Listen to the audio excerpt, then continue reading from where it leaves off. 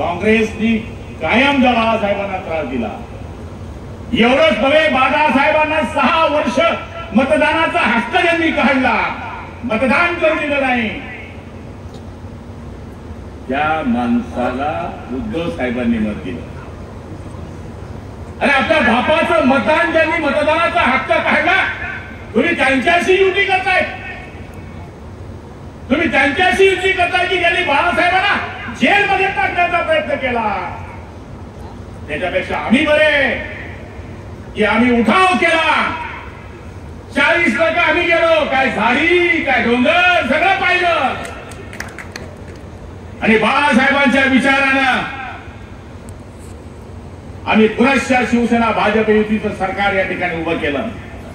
प्रचाराची रॅली जेव्हा आम्ही काढायचो, टेम्परेचर किती होतं माहित आहे?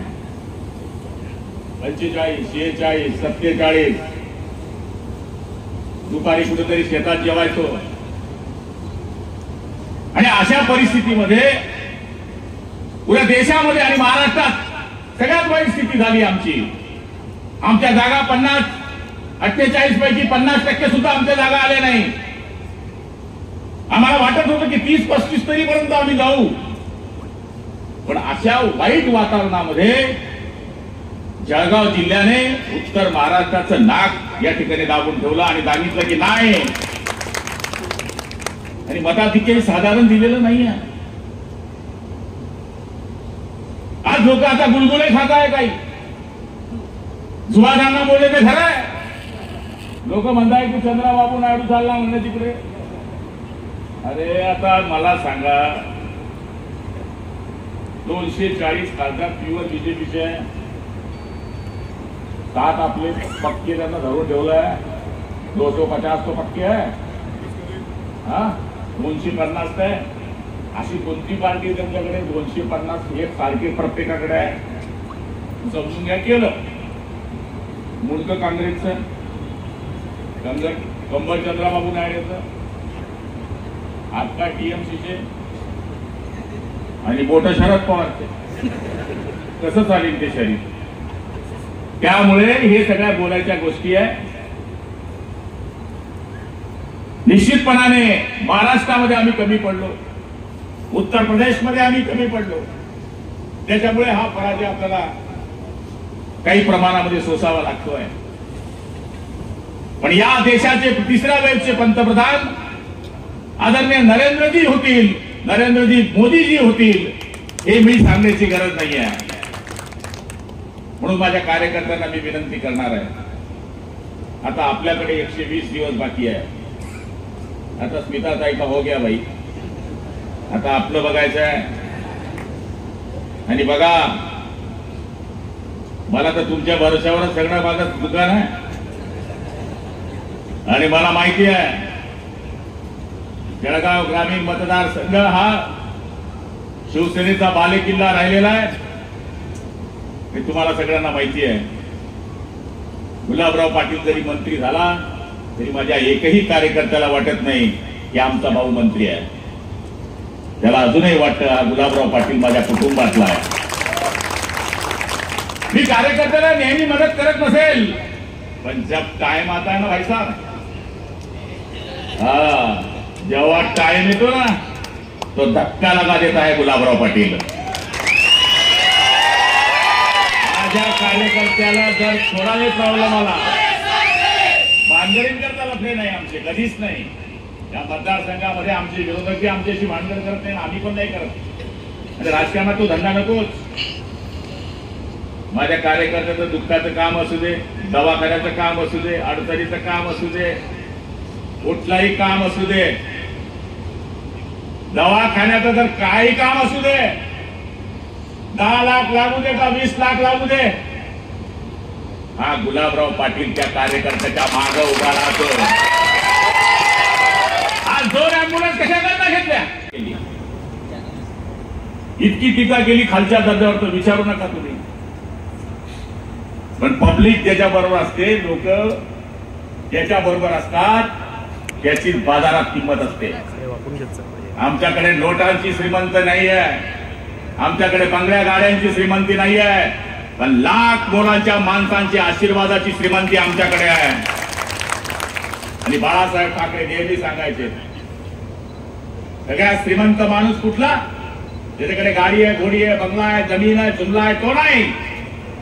ज्याच्याकडे जास्त जोडे चप्पल येतात तो माणूस श्रीमंत असतो. तेच काम आम्ही करतोय. म्हणून मी संजय राऊतांना विचारणार आहे की बांद्र्यामध्ये आदरणीय उद्धव साहेबांनी कोणाला मत दिलं? संजयला. ज्या बाळासाहेबांनी पुरं आयुष्य काँग्रेसनी कायम ज्या बाळासाहेबांना त्रास दिला, एवढंच नव्हे, बाळासाहेबांना 6 वर्ष मतदानाचा हक्क ज्यांनी काढला, मतदान करून दिलं नाही, त्या माणसाला उद्धव साहेबांनी मत दिलं. आणि आपल्या बापाचं मतदान ज्यांनी मतदानाचा हक्क काढला, तुम्ही त्यांच्याशी युती करताय.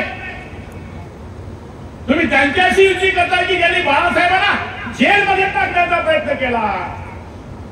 त्याच्यापेक्षा आम्ही बरे की आम्ही उठाव केला. 40% आम्ही गेलो. काय झाडी, काय डोंगर, सगळं पाहिलं. आणि बाळासाहेबांच्या विचारानं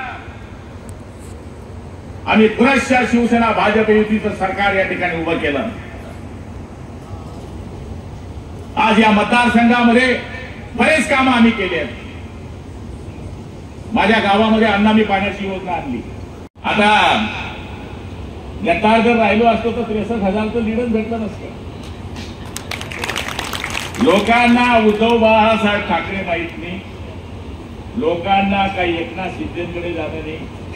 त्याचे गुलाबराव पाटीलच म्हटलेलं आहे. काय गरज आहे कोणकडे जावाने? गाडी नडली तर आमदारकडेच पहिले मारून जातो. कोण जाईन एकनाथ शिंदे तर भेटता बिचारे.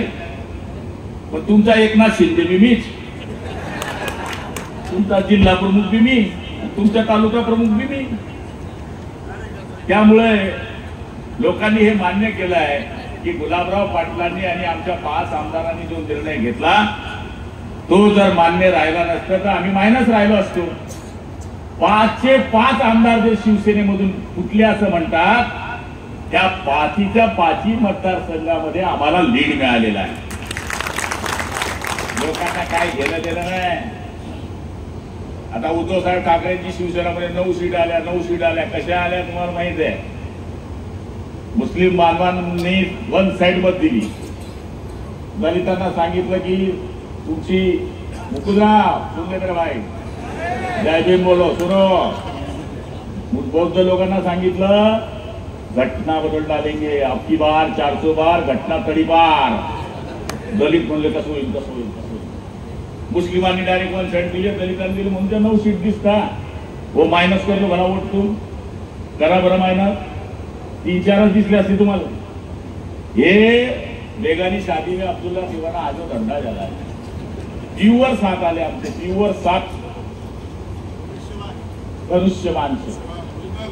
आणि 10 आमचे भाजप शिवसेना मिळून आमचे 16-17 ज्या सीट आल्या, या प्युअर सीट आमच्या आल्या.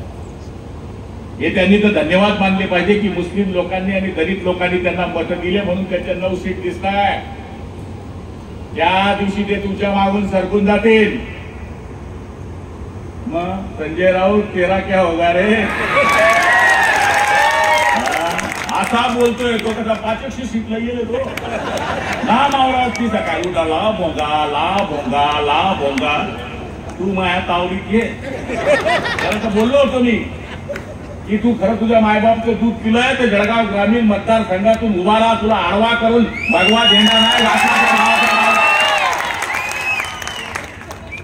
अरे आपण लोकांमध्ये राहणारे लोक आहे, जमिनीशी जोडणारे लोक आहे, बैलाच्या तालावर चालणारे लोक आहे, कपाशीची जात जाणणारे लोक आहे आम्ही. तुला काय माहिती आहे आमच्या 41 लोकांचे मतं घेतल्यात वाटते. तू खासदार झाला तुझं बडबड करतोय. कशाचा खासदार झाला असता? फक्त आम्ही मतं दिले म्हणून खासदार झाला. आणि आता या मतदारसंघामध्ये